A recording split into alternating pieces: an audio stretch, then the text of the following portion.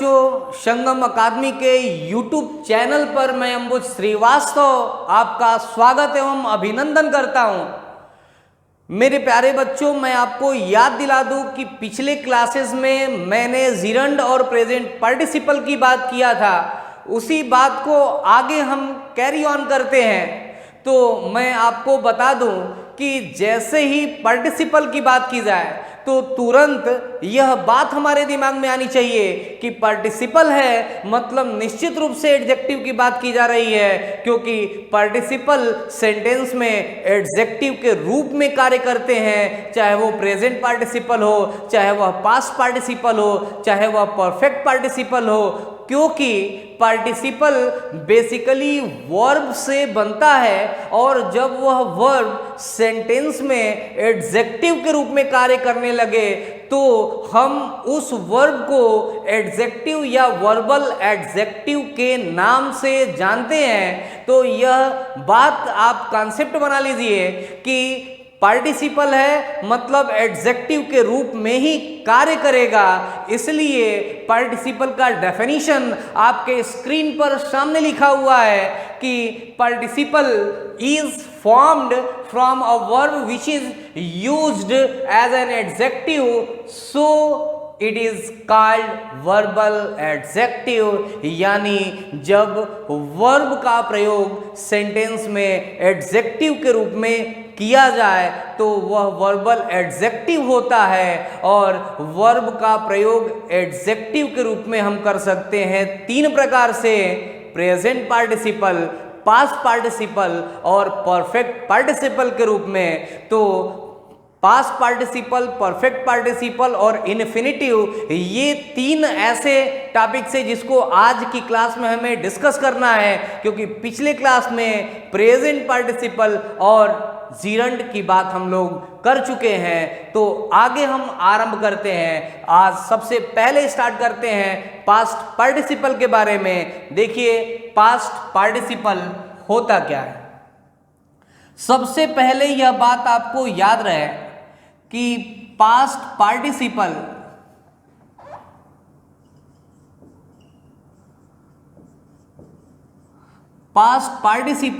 अर्थात वर्ब के third form की बात की जा रही है।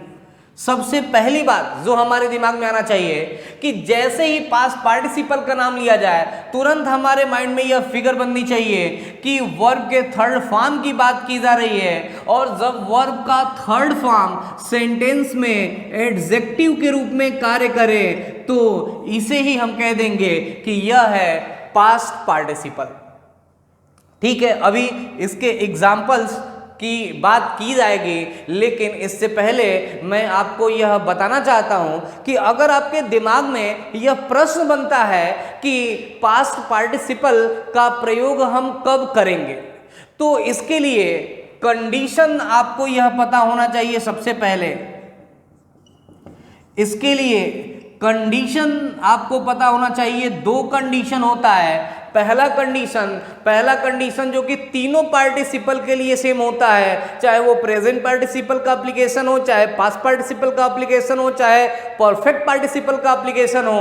पहला कंडीशन है कि दिए हुए दोनों वाक्यों का सब्जेक्ट या तो सेम होता है या फिर पहले सेंटेंस का ऑब्जेक्ट ही दूसरे सेंटेंस का सब्जेक्ट होता है। यह पहला कंडीशन है कि पहले वाक्य का ऑब्जेक्ट ही दूसरे वाक्य का सब्जेक्ट होता है अथवा दोनों ही वाक्यों का सब्जेक्ट सेम होता है, तभी हम पास्ट पार्टिसिपल का कंडीशन अप्लाई करेंगे, यानी तभी हम पास्ट पार्टिसिपल को अप्लाई करेंगे। दूसरा कंडीशन क्या होता है? दूसरा कंडीशन होता है कि एक वाक्य में वर्ब की थर्ड फॉर्म दी गई होती है जो पहले वाक्य में किसी नाउन को क्वालिफाई कर रही होती है, तो ऐसे स्थिति में हम पास्ट पार्टिसिपल के नियम का प्रयोग करते हैं।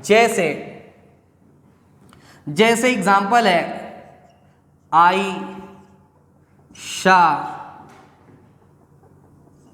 A man in the market. I Shaw a man in the market, यह एक सेंटेंस है। दूसरा सेंटेंस है, एक सेंटेंस है और यह सिंपल सेंटेंस है क्योंकि इसमें एक फाइनाइट वर्ब है शॉ। दूसरा सेंटेंस है ही वॉज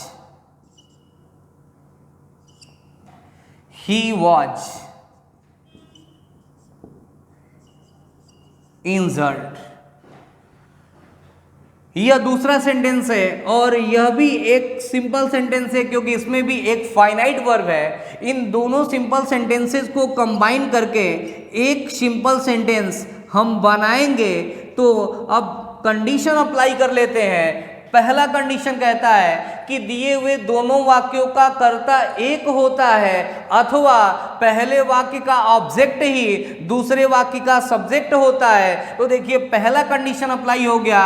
दोनों सेंटेंसेस का सब्जेक्ट सेम तो नहीं है, लेकिन पहले सेंटेंस का ऑब्जेक्ट ही दूसरे सेंटेंस का सब्जेक्ट है, तो यह एक कंडीशन अप्लाई हो गया। दूसरा कंडीशन है कि दिए हुए दूसरे वाक्य में वर्ब की थर्ड फॉर्म होगी जो पहले वाक्य के किसी नाउन को क्वालिफाई करेगी। तो देखिए दूसरे वाक्य में वर्ब का थर्ड फॉर्म भी है और यह पहले वाक्य में आए हुए नाउन को क्वालिफाई कर रहा है। इंजर्ड कौन था? तो इंजर्ड मैन था। तो यहाँ पर यह वर्ब की थर्ड फॉर्म मैन को क्वालिफाई कर रहा है, अर्थात दूसरा कंडीशन भी अप्लाई हो गया।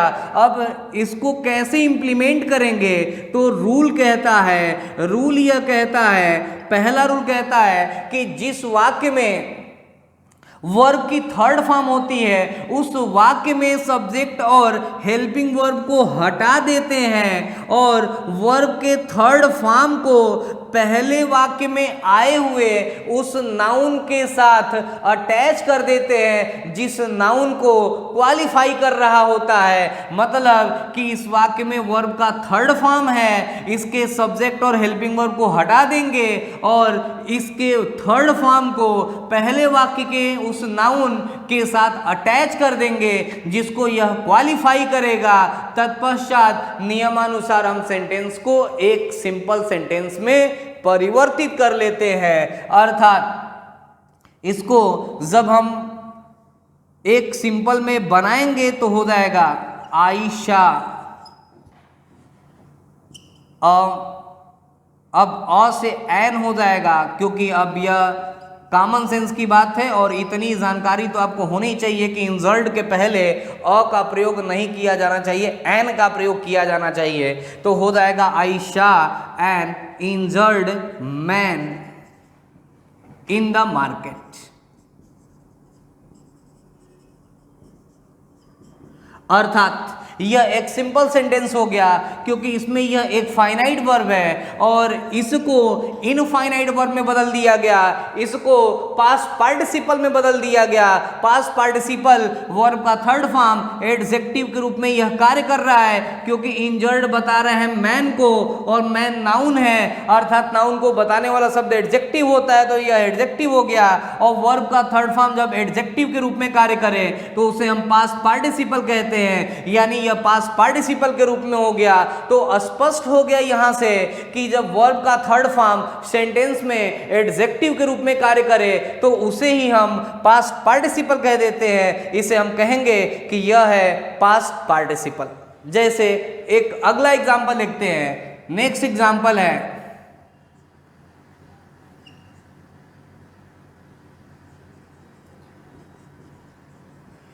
हेना फाउंड हर पर्स। यह एक सिंपल सेंटेंस है, इसमें एक फाइनाइट वर्ब है फाउंड, दूसरा सिंपल सेंटेंस है इट वॉज लॉस्ट। यह भी एक सिंपल सेंटेंस है क्योंकि इसमें भी एक फाइनाइट वर्ब है अब कंडीशन अप्लाई कर लीजिए। कंडीशन कहता है कि दिए हुए दोनों वाक्यों का सब्जेक्ट एक होना चाहिए अथवा पहले वाक्य का ऑब्जेक्ट ही दूसरे वाक्य का सब्जेक्ट होना चाहिए। तो दोनों सेंटेंसेस का सब्जेक्ट एक तो नहीं है, लेकिन पहले सेंटेंस का ऑब्जेक्ट ही दूसरे सेंटेंस का सब्जेक्ट है। तो यहां से पहला कंडीशन अप्लाई हो गया। और दूसरा कंडीशन होता है कि दिए हुए दूसरे वाक्य में वर्ब का थर्ड फॉर्म होना चाहिए जो कि पहले वाक्य में आए हुए किसी नाउन को क्वालिफाई करता हो। तो देखिए वर्ब का थर्ड फॉर्म भी है और पहले वाक्य में आए हुए नाउन को क्वालिफाई भी कर रहा है। इट वाज लास्ट, वह खोया हुआ पर्स था। खोया हुआ क्या था? अर्थात खोया हुआ पर्स था। लॉस्ट बता रहा है पर्स को, पर्स नाउन है, नाउन को बताएगा एडजेक्टिव कहलाएगा। तो कंडीशन अप्लाई हो गया। अब रूल क्या कहता है, इन दोनों को सिंपल सेंटेंस में बनाएंगे। तो रूल कहता है कि जिस वाक्य में वर्ब का थर्ड फॉर्म होता है उसके सब्जेक्ट तथा हेल्पिंग वर्ब को हटा देते हैं, इसको हम हटा देंगे और वर्ब के थर्ड फॉर्म को पहले वाक्य में आए हुए नाउन के साथ अटैच कर देते हैं। तत्पश्चात नियमानुसार सेंटेंस को हम सिंपल सेंटेंस में परिवर्तित कर लेते हैं। तो सेंटेंस यह हो जाएगा, Heena found her lost pen, lost purse. Heena अपने खोई हुई पर्स को पाई, अर्थात स्पष्ट हो गया। एक फाइनाइट वर्ब है, सेंटेंस एक सिंपल सेंटेंस हो गया और इसको तो इनफाइनाइट वर्ब में बदल दिया गया क्योंकि यह एडजेक्टिव हो गया और यह एडजेक्टिव वर्ब का थर्ड फॉर्म है। लूज माने खोना, लूज लॉस्ट, लॉस्ट होता है। तो यह वर्ब का थर्ड फॉर्म नाउन को क्वालिफाई करने लगा और नाउन को क्वालिफाई करने लगा तो एडजेक्टिव हो गया। वर्ब का थर्ड फॉर्म एडजेक्टिव के रूप में कार्य करने लगा, यह पास्ट पार्टिसिपल कहलाएगा। और पास्ट पार्टिसिपल तो इनफाइनाइट वर्ब होता है और एक सिंपल सेंटेंस में इनफाइनाइट वर्ब चाहे जितने भी हो लेकिन फाइनाइट वर्ब एक होना चाहिए। एक फाइनाइट वर्ब है, यह सेंटेंस एक सिंपल सेंटेंस कहलाएगा। आइए आगे भी कुछ एग्जाम्पल देख लेते हैं।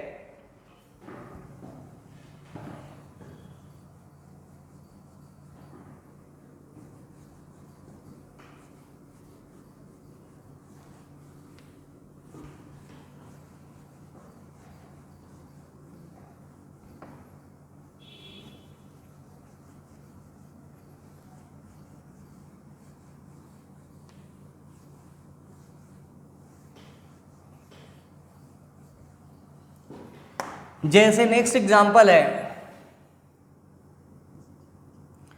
आई don't want to see any torn pages in my book. I don't want to see any torn pages in my book. मैं अपने पुस्तक में कोई भी फटे हुए पेज को नहीं देखना चाहता हूं। अर्थात टीयर टोल टॉर्न होता है तो यहां पर स्पष्ट हो गया कि टॉर्न वर्ब का थर्ड फॉर्म है, पेजेस को बता रहा है। पेज नाउन है, नाउन को बताएगा एडजेक्टिव कहलाएगा और वर्ब का थर्ड फॉर्म एडजेक्टिव के रूप में कार्य करे तो इसे हम कहते हैं कि यह है पास्ट पार्टिसिपल। अब इतना आपको पता होना चाहिए कि टीयर, टोर और टॉर्न, इसका फर्स्ट फॉर्म TEAR टीयर होता है, सेकेंड फॉर्म TORE टॉर्न होता है और थर्ड फॉर्म, फर्स्ट फॉर्म इसका होता है TEAR टीयर, सेकेंड फॉर्म होता है TORE टोर और थर्ड फॉर्म होता है TORN टॉर्न। तो यह थर्ड फॉर्म है, वर्ब का थर्ड फॉर्म एडजेक्टिव के रूप में कार्य कर रहा है, नाउन को क्वालिफाई कर रहा है और स्पष्ट हो गया कि यह पास्ट पार्टिसिपल कहलाएगा। जैसे नेक्स्ट एग्जांपल है, the broken glass, the broken glass lying on the floor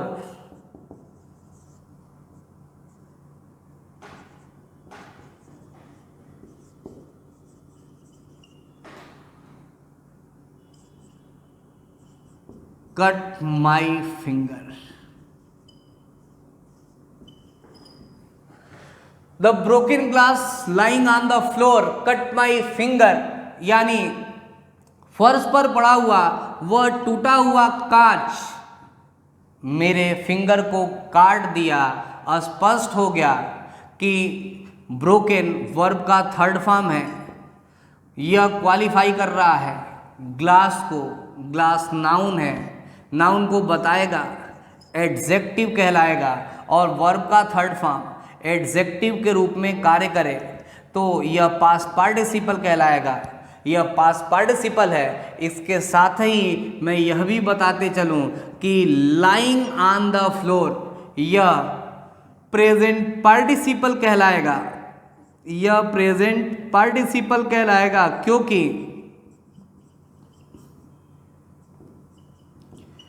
क्योंकि यह वर्ब का आईएनजी फॉर्म है और लाइंग बता रहा है ग्लास को। ग्लास नाउन है, नाउन को बताएगा, एडजेक्टिव कहलाएगा, तो इसे हम कहेंगे कि यह है प्रेजेंट पार्टिसिपल, यानी इस सेंटेंस में पास्ट पार्टिसिपल भी है और प्रेजेंट पार्टिसिपल भी है। जैसे नेक्स्ट एग्जांपल है, I have helped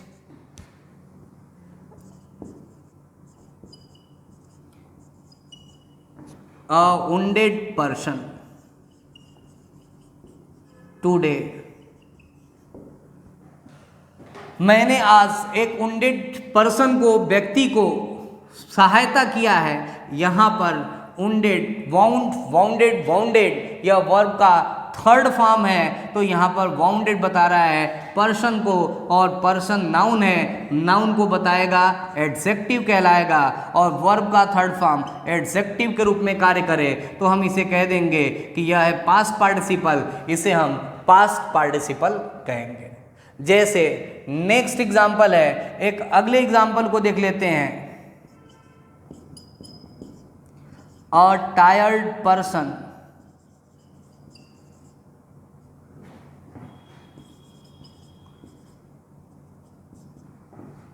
a tired person can't be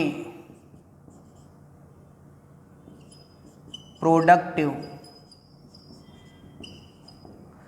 a tired person can't be productive। एक tired person, tired third form है वर्ब का, और पर्सन को बता रहा है, पर्सन है नाउन, नाउन को बताएगा, एडजेक्टिव कहलाएगा, और वर्ब का थर्ड फॉर्म एडजेक्टिव के रूप में कार्य करे तो इसे हम पास्ट पार्टिसिपल कहेंगे। अर्थात यह पास्ट पार्टिसिपल हो गया कि एक थका हुआ व्यक्ति प्रोडक्टिव नहीं हो सकता, यानी लाभकारी नहीं हो सकता। स्पष्ट है कि टायर्ड को हम कहेंगे कि यह है पास्ट पार्टिसिपल। अर्थात इस प्रकार से यहाँ से आपको पास्ट पार्टिसिपल क्लियर हो गया होगा। जैसे कहा जाए, I met a retired man yesterday. मैं कल एक रिटायर्ड मैन से मिला था। भाई रिटायर्ड वर्ब का थर्ड फॉर्म है। इस सेंटेंस में मैन को क्वालिफाई कर रहा है। मैन नाउन है, नाउन को क्वालिफाई करेगा, एडजेक्टिव कहलाएगा, और वर्ब का थर्ड फॉर्म एडजेक्टिव के रूप में कार्य करे इसे हम पास्ट पार्टिसिपल कह देंगे। यह पास्ट पार्टिसिपल हो गया। तो यहाँ से स्पष्ट हो गया पास्ट पार्टिसिपल कहते किसे हैं, पास्ट पार्टिसिपल का एप्लीकेशन क्या कहता है, और पास्ट पार्टिसिपल आसानी से आप पहचान कर लेंगे, मेरी आशा है। बाकी आप चाहें तो आप इसका स्क्रीनशॉट ले सकते हैं। इसके अलावा किसी प्रकार की कोई दिक्कत हो, कोई क्वेरीज हो, तो आप संगम एकेडमी के कमेंट बॉक्स में जाइए और आप कमेंट करके हमको सूचित कीजिए। मैं आपके क्वेरीज का इंतजार करूंगा। आगे हम बढ़ते हैं परफेक्ट पार्टिसिपल पर। आगे समझते हैं परफेक्ट पार्टिसिपल क्या होता है और परफेक्ट पार्टिसिपल का एप्लीकेशन क्या होता है। परफेक्ट पार्टिसिपल की बात की जाए तो जैसे ही परफेक्ट पार्टिसिपल की बात करेंगे तुरंत आपके माइंड में एक बात आनी चाहिए कि परफेक्ट पार्टिसिपल अर्थात हैविंग प्लस वर्ब का थर्ड फॉर्म जरूर होगा, क्योंकि हैविंग प्लस वर्ब के थर्ड फॉर्म को ही हम परफेक्ट पार्टिसिपल के नाम से जानते हैं।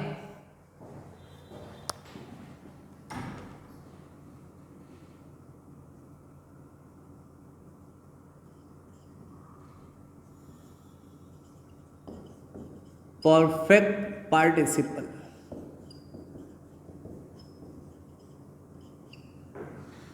जैसे ही परफेक्ट पार्टिसिपल की बात की जाए तो तुरंत आपके माइंड में यह बात आनी चाहिए कि हैविंग प्लस वर्ब के थर्ड फॉर्म की बात की जा रही है। अब हमारे दिमाग में एक प्रश्न बनता है कि परफेक्ट पार्टिसिपल का प्रयोग हम कब करेंगे। तो इसके लिए कंडीशन है, कंडीशन यह है, पहला कंडीशन है, मैंने अभी आपको बताया है कि तीनों ही पार्टिसिपल के लिए एक कॉमन कंडीशन है। वह कंडीशन है कि दिए हुए दोनों वाक्यों का सब्जेक्ट सेम होना चाहिए अथवा पहले वाक्य का ऑब्जेक्ट ही दूसरे वाक्य का सब्जेक्ट होना चाहिए, तभी हम पार्टिसिपल के नियम का प्रयोग करते हैं। तो पहला कंडीशन आपको पता हो गया कि दिए हुए दोनों वाक्यों का सब्जेक्ट एक होना चाहिए अथवा पहले वाक्य का ऑब्जेक्ट ही दूसरे वाक्य का सब्जेक्ट होना चाहिए। दूसरा कंडीशन होता है कि एक वाक्य का कार्य समाप्त होने के पश्चात दूसरे वाक्य का कार्य आरंभ होना चाहिए। या इस बात को हम दूसरे तरीके से जान लेते हैं कि दोनों वाक्यों के कार्यों में समय का पर्याप्त अंतर होना चाहिए, तभी हम परफेक्ट पार्टिसिपल के नियम का प्रयोग करते हैं। यह कंडीशन आपको पता हो गया। इसका रूल क्या कहता है, इसका नियम क्या कहता है। रूल, पहला रूल कहता है कि जिस वाक्य का कार्य पहले समाप्त होता है उसके सब्जेक्ट को हटा देते हैं और उसके वर्ब को परफेक्ट पार्टिसिपल में परिवर्तित कर देते हैं। मतलब यह है कि उसके वर्ब को हैविंग प्लस वर्ब के थर्ड फॉर्म में परिवर्तित कर देते हैं और जिस वाक्य का कार्य बाद में समाप्त होता है उसमें कोई भी परिवर्तन नहीं करते हैं, उसे एज इट इज कॉमा लगाकर कॉपी कर देते हैं। जैसे एग्जाम्पल समझ लेते हैं। जैसे एग्जाम्पल है, I uploaded a video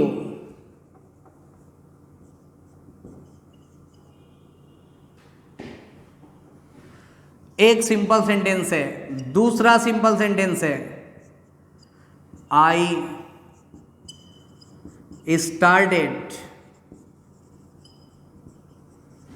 sharing it। यह भी एक सिंपल सेंटेंस है। यह एक सिंपल सेंटेंस है क्योंकि एक फाइनाइट वर्ब है अपलोडेड। यह भी एक सिंपल सेंटेंस है क्योंकि इसमें एक फाइनाइट वर्ब है स्टार्टेड। और शेयरिंग को तो हम कहेंगे कि यह है जिरंड। आप याद कीजिए, बताया गया होगा कि स्टार्ट के साथ जिरंड का प्रयोग किया जाता है। यह जिरंड कहलाएगा। वर्ब का आईएनजी फॉर्म नाउन के रूप में कार्य कर रहा है। दो सिंपल सेंटेंस है और दोनों सिंपल सेंटेंसेस को ज्वाइन करके एक सिंपल हम बनाते हैं।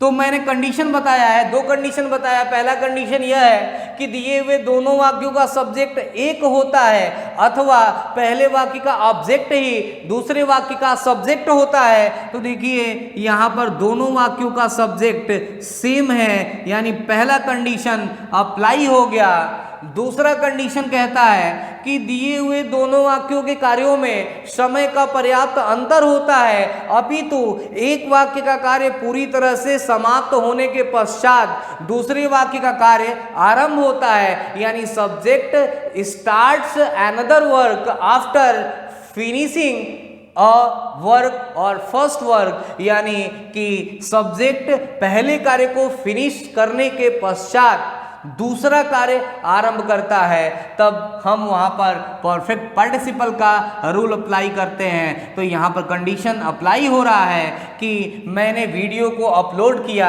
भाई जब अपलोड होने का कार्य पूरा हो जाएगा तभी तो शेयर किया जा सकता है, यानी एक कार्य के समाप्त होने के बाद ही दूसरा कार्य आरंभ हो सकता है, यानी दूसरा कंडीशन भी अप्लाई हो गया। तो अब रूल क्या कहता है, नियम क्या कहता है, इसका एप्लीकेशन क्या है? एप्लीकेशन यह है कि जिस वाक्य का कार्य पहले समाप्त होता है, भाई पहले अपलोड ही होगा, पहले तो शेयर होगा नहीं, पहले अपलोड होगा उसके बाद ही शेयर होगा। तो जिस सेंटेंस का कार्य पहले समाप्त होता है उसके सब्जेक्ट को हटा देते हैं, उसके वर्ब को परफेक्ट पार्टिसिपल में परिवर्तित कर देते हैं। तो इसको परफेक्ट पार्टिसिपल में परिवर्तित कर देंगे तो हो जाएगा having uploaded a video.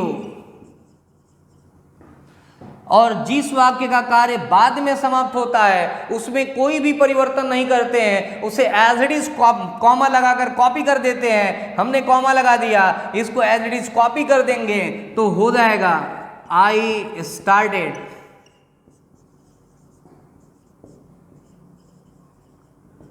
Sharing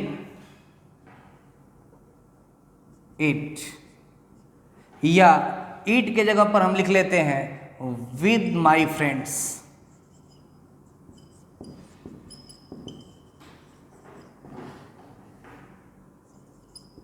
I started sharing with my friends। और यह एक सिंपल सेंटेंस हो गया, क्योंकि एक फाइनाइट वर्ब को हमने यहाँ पर परफेक्ट पार्टिसिपल में बदल दिया।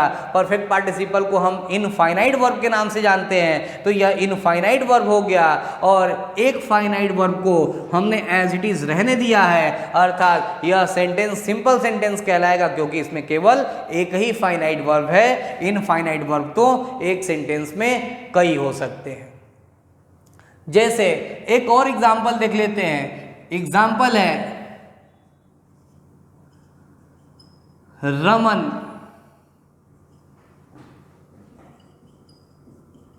Wrote a letter.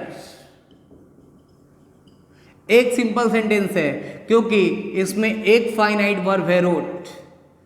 दूसरा सेंटेंस है ही पोस्टेड इट, यह दूसरा सेंटेंस है, इसमें भी फाइनाइट वर्ब है पोस्टेड।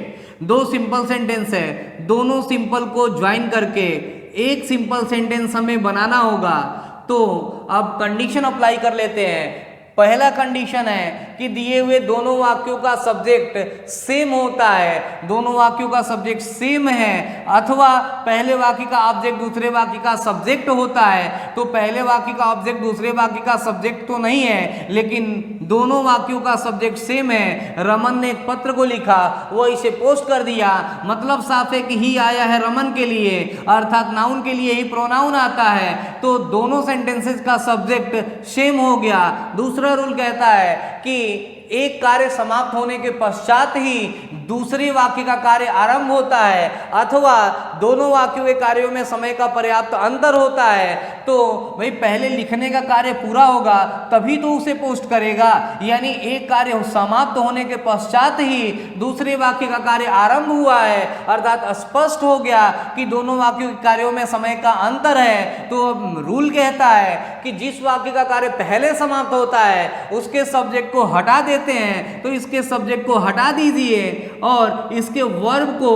परफेक्ट पार्टिसिपल में परिवर्तित कर देते हैं। तो इसको परफेक्ट पार्टिसिपल में परिवर्तित कर दीजिए तो यह हो जाएगा हैविंग रिटेन अ लेटर।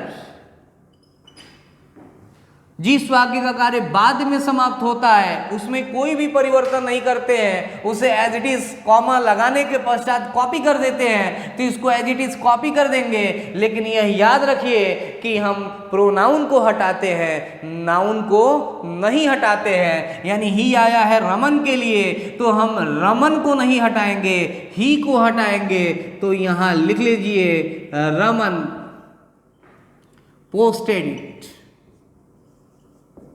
और इस प्रकार से यह एक सिंपल सेंटेंस हो गया, क्योंकि इसमें एक फाइनाइट वर्ब है पोस्टेड और एक फाइनाइट वर्ब को तो हमने परफेक्ट पार्टिसिपल में बदल दिया है, और परफेक्ट पार्टिसिपल को हम इनफाइनाइट या नॉन फाइनाइट वर्ब के नाम से जानते हैं। तो यहाँ से स्पष्ट हो गया कि परफेक्ट पार्टिसिपल को हम कैसे अप्लाई करते हैं, परफेक्ट पार्टिसिपल क्या होता है। एक और भी बात मैं बता दूं कि अगर इसका पैसिव होगा तो हैविंग के बाद बीन लग जाएगा, उसके बाद वर्ब का थर्ड फॉर्म हो जाएगा। और इसके पैसिव फॉर्म का प्रयोग हम तब करते हैं जब कोई कार्य किसी के द्वारा प्रभावित किया जाता है, तब हम वहां पर परफेक्ट पार्टिसिपल के पैसिव फॉर्म का प्रयोग करते हैं। जैसे हैविंग बीन, परफेक्ट पार्टिसिपल का प्रयोग हम करेंगे और इसका पैसिव बनाएंगे, तो हैविंग के बाद बीन का प्रयोग करना होगा और बीन के बाद वर्ब का थर्ड फॉर्म लगाना होगा, यह पैसिव हो जाएगा। यानी हम ऑब्लिक करके लिख देते हैं having plus been plus V3, यानी वर्ब का थर्ड फॉर्म। जैसे having been defeated, having been defeated by her brother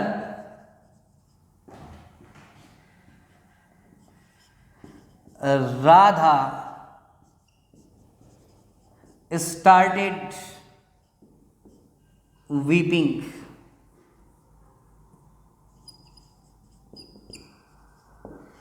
having been defeated by her brother, अपने ब्रदर के द्वारा डिफीट किए जाने पर राधा स्टार्टेड वीपिंग, राधा रोने लगी। यह एक फाइनाइट वर्ब है, इसे हम एक फाइनाइट वर्ब कहेंगे। और यह जीरंड हो गया, यानी इसको हम इनफाइनाइट वर्ब कहेंगे। यह इनफाइनाइट वर्ब है और इसको हम कहेंगे कि यह परफेक्ट पार्टिसिपल हो गया, और परफेक्ट पार्टिसिपल तो इनफाइनाइट वर्ब कहलाता है। परफेक्ट पार्टिसिपल हो गया, यानी इसे हम इनफाइनाइट वर्ब कहेंगे। और इनफाइनाइट वर्ब एक सिंपल सेंटेंस में चाहे जितने भी हो, लेकिन फाइनाइट वर्ब केवल एक ही होना चाहिए, तभी हम उस सेंटेंस को सिंपल सेंटेंस कहेंगे। तो यह एक सिंपल सेंटेंस हो गया। मेरे प्यारे बच्चों, मैं यह आशा करता हूं कि आपको परफेक्ट पार्टिसिपल भी समझ में आ गया होगा। आप चाहे तो इसका एक स्क्रीनशॉट ले सकते हैं और इस प्रकार से जब कभी दिक्कत हो तो आप इससे देख सकते हैं, ज़्यादा आपके लिए अच्छा रहेगा। आगे तीसरी क्रिया बची हुई है, आइए हम उसके बारे में भी बात कर लेते हैं। आज की तीसरी क्रिया यानी लास्ट यह है इनफाइनाइट वर्ब के रूप में, जिसको हम इन्फिनिटिव के नाम से जानते हैं। तो आइए हम समझते हैं कि इन्फिनिटिव क्या होता है।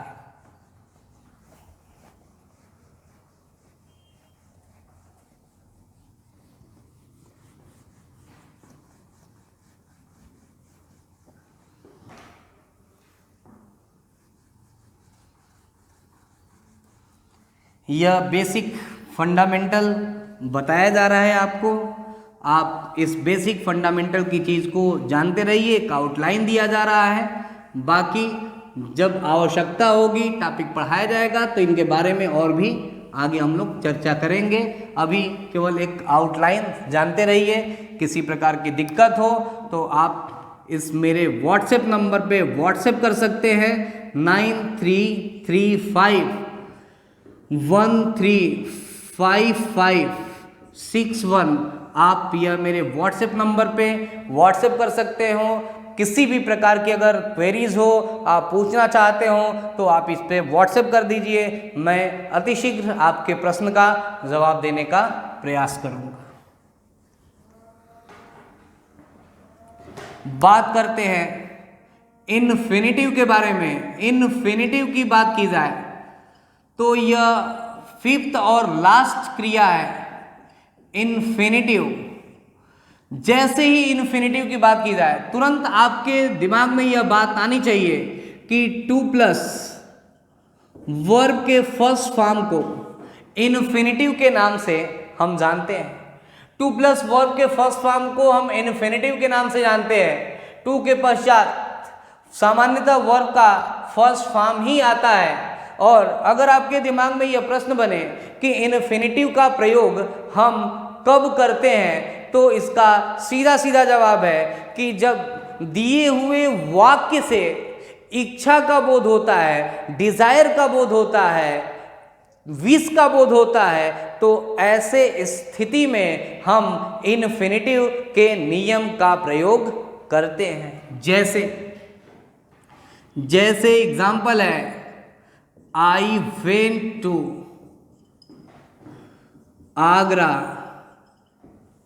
एक सिंपल सेंटेंस है क्योंकि इसमें एक फाइनाइट वर्ब है। नेक्स्ट सेंटेंस है, I wanted to see the Taj Mahal. मैं आगरा गया था, मैं ताजमहल देखना चाहता था। यह दो सिंपल सेंटेंस है। इसमें एक फाइनाइट वर्ब है वांटेड। इन दोनों सिंपल को ज्वाइन करके एक सिंपल हमें बनाना है। तो देखिए कंडीशन अप्लाई हो रहा है कि मैं आगरा गया था, मैं ताजमहल को देखना चाहता था, यानी मेरी इच्छा थी ताजमहल को देखने की। तो इन वाक्यों से स्पष्ट है कि इच्छा का बोध हो रहा है, डिजायर का बोध हो रहा है। तो ऐसी स्थिति में इन दोनों सिंपल को ज्वाइन करके एक सिंपल बनाने के लिए इन्फिनेटिव का प्रयोग करेंगे और यह सेंटेंस हो जाएगा, I went to Agra to see the Taj Mahal. I went to Agra to see the Taj Mahal. मैं ताजमहल देखने के लिए आगरा गया था। यह एक सिंपल सेंटेंस हो गया क्योंकि एक फाइनाइट वर्ब को हमने रहने दिया है और एक फाइनाइट वर्ब को हमने हटा दिया है और यह एक सिंपल सेंटेंस कहलाएगा। जैसे नेक्स्ट एग्जांपल है, आई हैव 4 बुक्स। एक सिंपल सेंटेंस है क्योंकि इसमें एक फाइनाइट वर्ब है हैव। दूसरा सेंटेंस है, I have to study them. यह भी एक सिंपल सेंटेंस है क्योंकि इसमें भी एक फाइनाइट वर्ब है। इन दोनों सिंपल सेंटेंस को ज्वाइन करके हम एक सिंपल सेंटेंस बनाना चाहते हैं तो हो जाएगा, I have 4 books. I have 4 books to study them. आप हटा दीजिए क्योंकि देम आया है बुक्स के लिए और आपने 4 बुक्स लिख लिया है तो उसको आप हटा सकते हैं, हटा दीजिए। I have 4 books to study. मेरे पास पढ़ने को 4 पुस्तकें हैं। यह एक सिंपल सेंटेंस हो गया। एक फाइनाइट वर्ब को हमने हटा दिया है। इस प्रकार से यहाँ पर इन्फिनेटिव का प्रयोग किया गया है टू स्टडी। इस वाक्य में इन्फिनेटिव का प्रयोग किया गया है टू सी। इस प्रकार से यह स्पष्ट हो गया कि टू प्लस वर्ब के फर्स्ट फॉर्म को हम इन्फिनेटिव के नाम से जानते हैं और यह इन्फिनेटिव सेंटेंस में कहीं भी आ सकता है। इन्फिनेटिव सेंटेंस में नाउन के रूप में भी कार्य करता है। इन्फिनेटिव सेंटेंस में एडजेक्टिव के रूप में भी कार्य करता है। इन्फिनेटिव सेंटेंस में एडवर्ब के रूप में भी कार्य करता है। जैसे कहा जाए, I came to play with you. यहां पर टू प्ले एडवर्ब के रूप में कार्य कर रहा है। एडवर्बियल इन्फिनेटिव इसे हम कहेंगे। इसे हम एडवर्बियल इन्फिनेटिव कहेंगे। इसे हम कहेंगे एडजेक्टिव इन्फिनेटिव या एडजेक्टिवल इन्फिनेटिव। एडजेक्टिवल इन्फिनेटिव इसे हम कहेंगे। जैसे कहा जाए, I have some clothes to wash.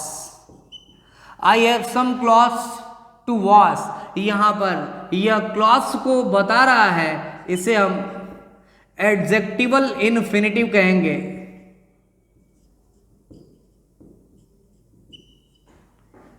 इसे एडजेक्टिवल इन्फिनिटिव कहेंगे। जैसे नेक्स्ट है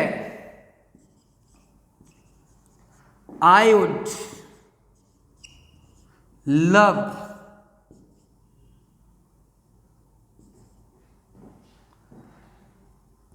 I would love to swim in the river. I would love to swim in the river, यहां पर यह नाउन इन्फिनिटिव कहलाएगा, इसे हम नाउन इन्फिनिटिव कहेंगे। आप चाहें तो जैसे नेक्स्ट एग्जांपल है to write is easy but to read is difficult, यहां पर नाउन इन्फिनिटिव कहलाएगा।